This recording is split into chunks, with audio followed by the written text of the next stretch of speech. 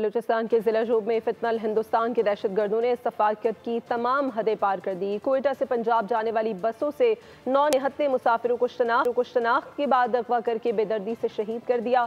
دلخراش واقعے پر سیاسی اور ریاستی قیادت نے رد عمل میں ذمہ داران کو انجام تک پہنچانے کے عزم کا اظہار کیا ہے۔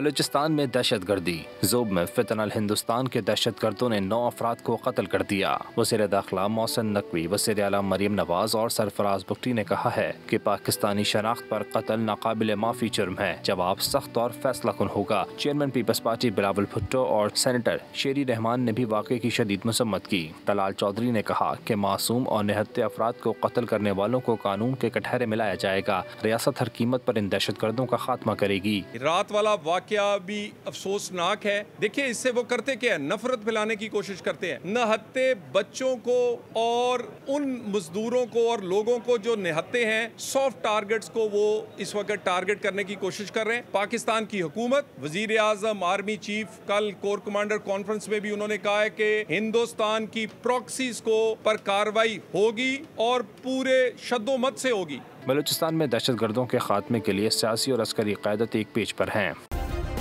سبسکرائب کریں اور بیل دبائیں تاکہ کوئی خبر رہ نہ جائے۔